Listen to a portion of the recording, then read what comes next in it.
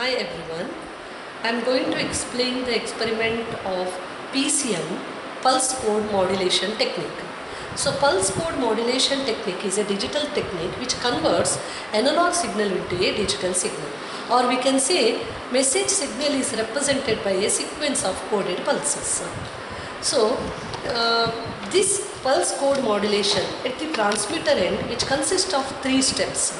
First one, sampler, after that quantizer, and the last one, encoder.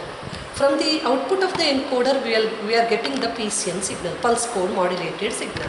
You can observe in this block diagram the input signal we have taken as an analog signal or continuous time message signal that will be transmitted through the low pass filter to just remove the noises, or we are whatever the aliasing effect, if it is present, that will be removed by the low pass filter.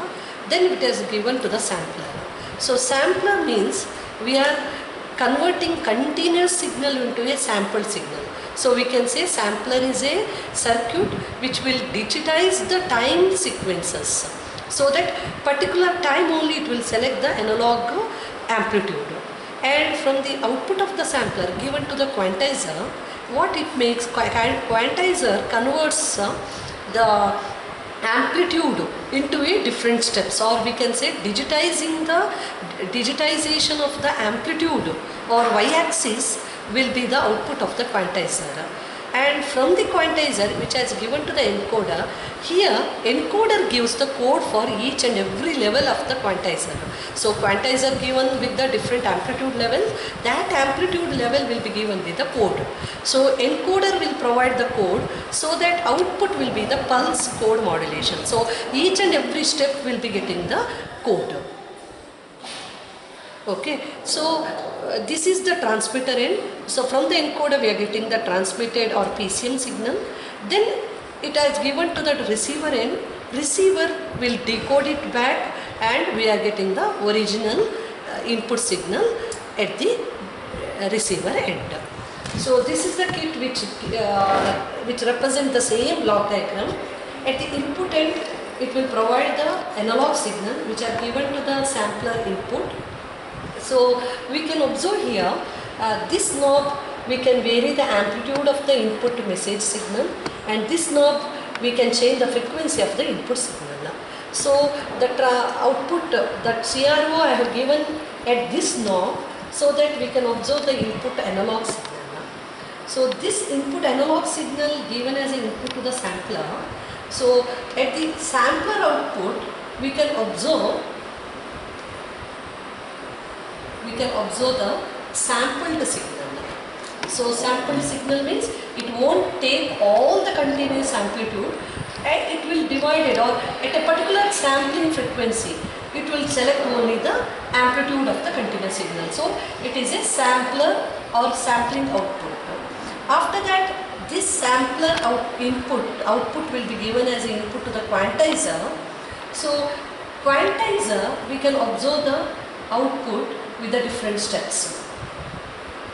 We can observe here, it is digitization of the amplitude levels, so that it will select a particular amplitude, so that it won't repeat the same amplitude twice, so that it will take the different amplitude levels at the output of the quantizer.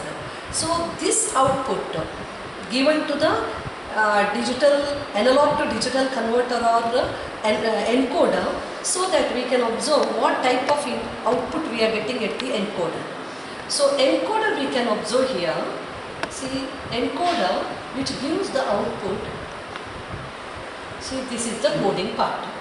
So whatever the amplitude levels we got from the quantizer will be given with the particular code, so that, see you can observe here, this represent a long, high level represent 1 1 1 1, then low level represents 0, so that whatever the input we have changed, amplitude we have changed, based on the amplitude there is a changes in the output.